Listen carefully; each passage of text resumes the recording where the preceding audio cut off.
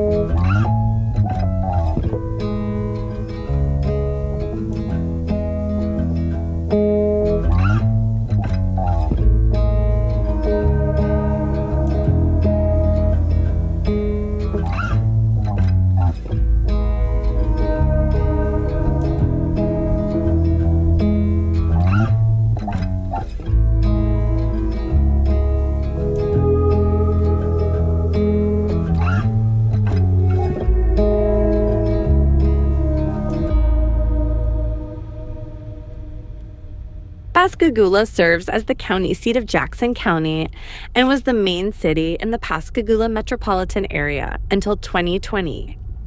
It is also included in the Gulfport-Biloxi-Pascagoula Combined Statistical Area. According to the 2020 census, the city's population was 22,010, while the metropolitan area was estimated to have around 155,603 residents in 2009.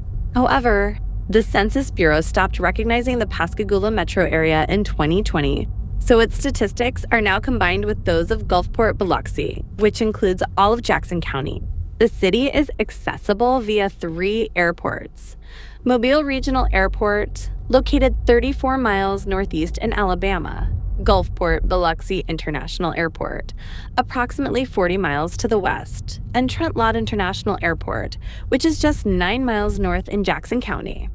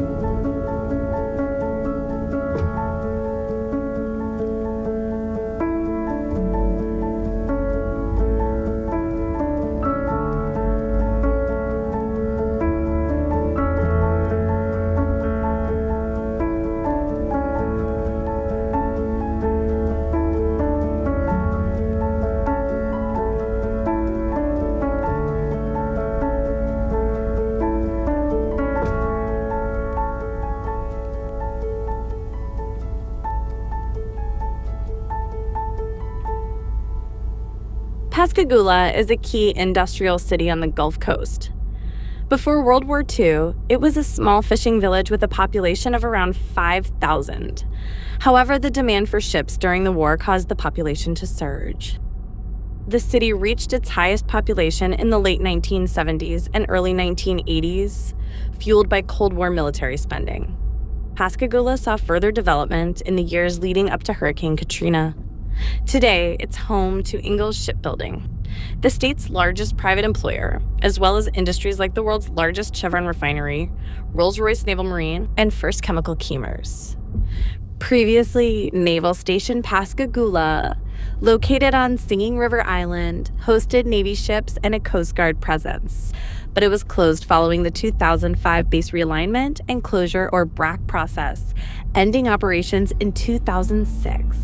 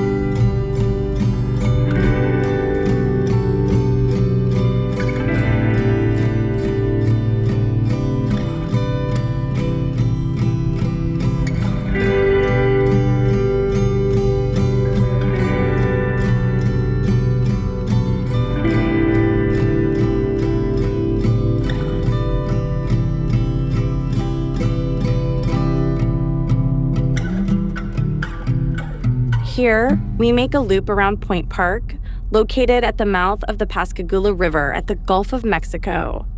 The park has 2 fishing piers, 4 boat launches, an amphitheater, restrooms, and boat trailer parking for approximately 100. This is one of the city's coastal birding trail sites. Recently, Point Park was renovated and enhanced to include a picnic area, shade pavilion, beach access compliant with the Americans with Disabilities Act, and a fire pit. This is also the start or end point of a contiguous beach with a sidewalk, known as the Promenade, to the seawall just east of the Pascagoula Beach Park Pier, approximately 2 miles.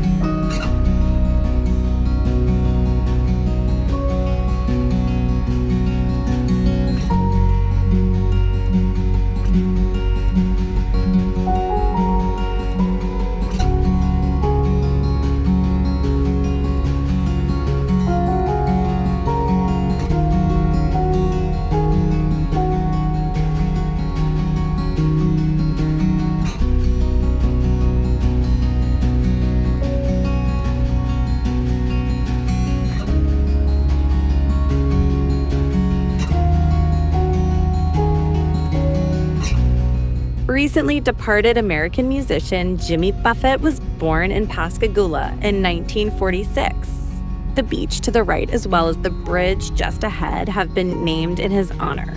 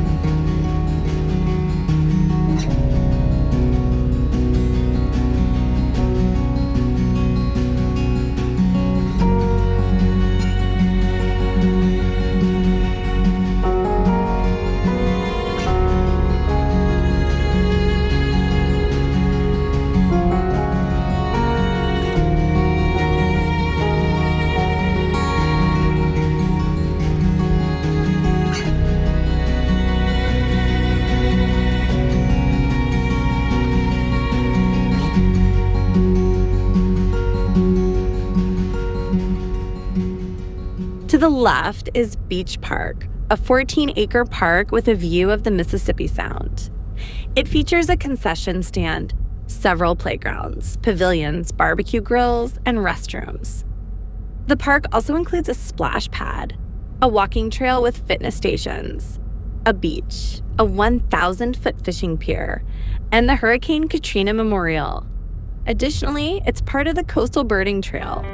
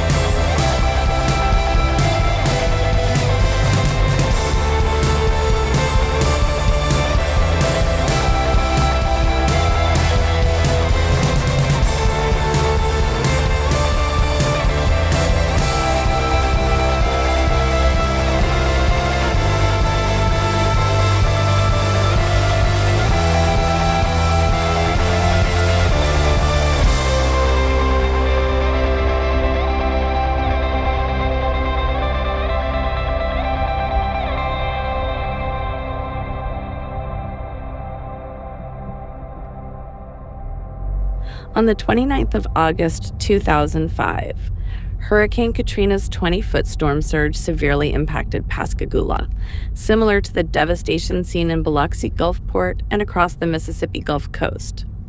The hurricane made landfall at high tide, resulting in nearly 92% of Pascagoula being flooded. Many homes along Beach Boulevard were destroyed, and FEMA trailers became a common sight.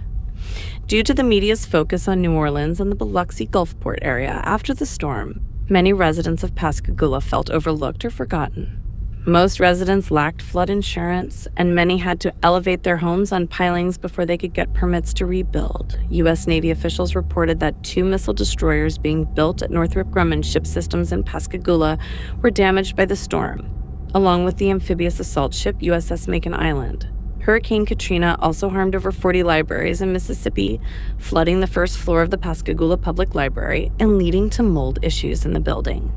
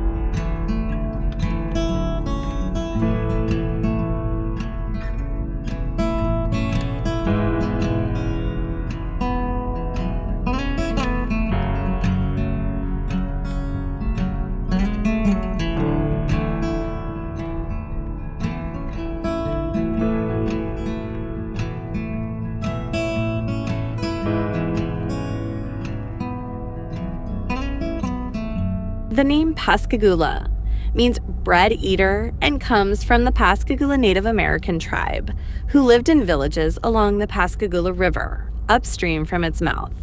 Hernando de Soto is believed to have been the first European to make contact with them in the 1540s, though details about that encounter are scarce. A more thorough account was provided by Pierre Le Moyne d'Iberville, the founder of the Louisiana colony, during his 1700 expedition in the area. Jean-Baptiste Le Moyne de Bienville, Iberville's younger brother, received a visit from the Pascagoula at Fort Maurepas in present-day Ocean Springs shortly after its settlement while Iberville was in France. Over the next century, the region changed hands among the English, French, and Spanish, remaining under foreign control well after the American Revolutionary War. In 1812, it became part of the United States as part of the Mississippi Territory. For a brief period in 1810, Pascagoula was part of the Republic of West Florida for 74 days. The town was incorporated as a village in 1892 and achieved city status in 1901. Today's downtown Pascagoula was originally the town of Scranton, Mississippi, which was incorporated in 1870. The two towns merged in 1904 by a governor's proclamation and again in 1912 through a legislative act in Mississippi.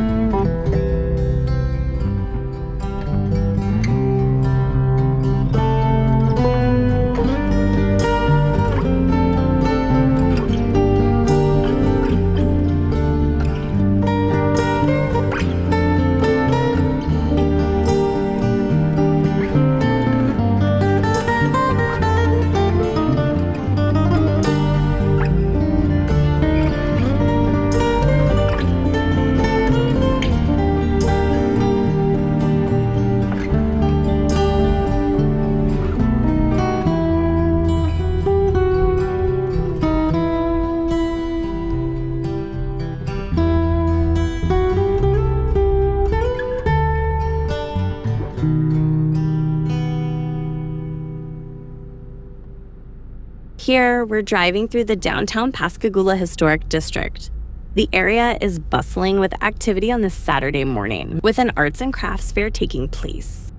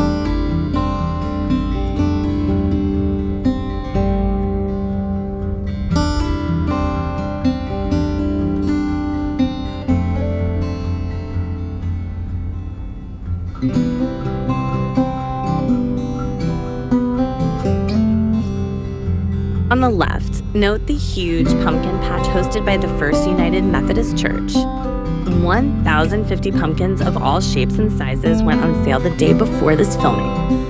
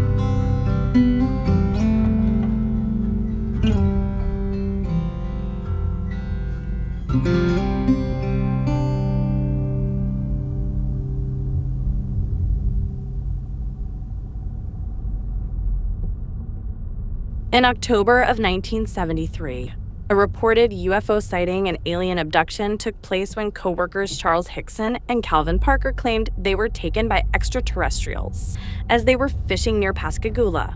They reported to the Jackson County Sheriff's Office that While fishing off a pier on the Pascagoula River, they heard a whirring sound, saw 2 flashing blue lights, and spotted an oval object measuring 30 to 40 feet in diameter and 8 to 10 feet in height.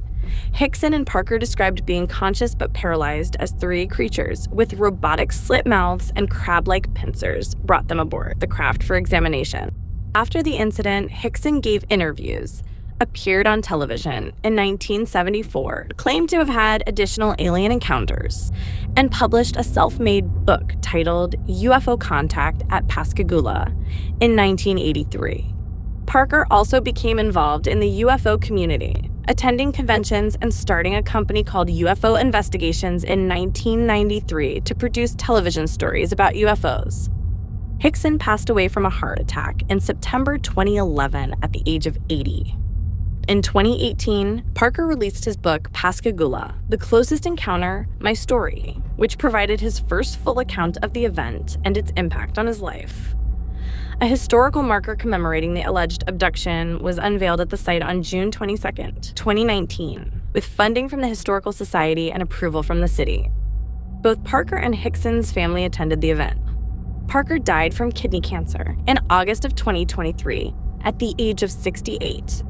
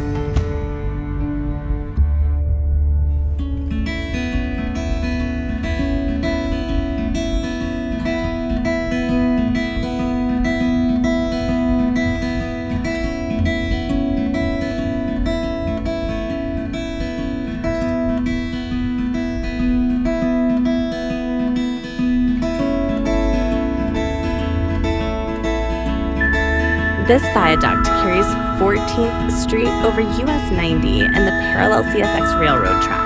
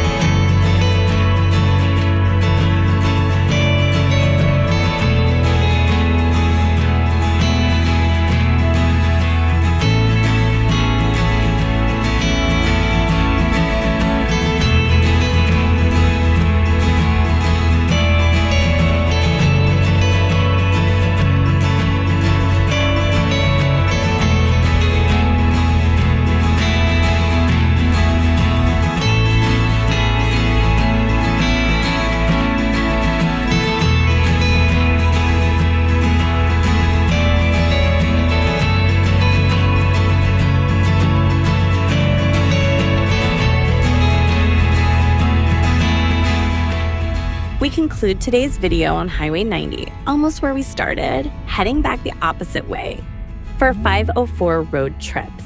I've been Andromeda Stella Luna.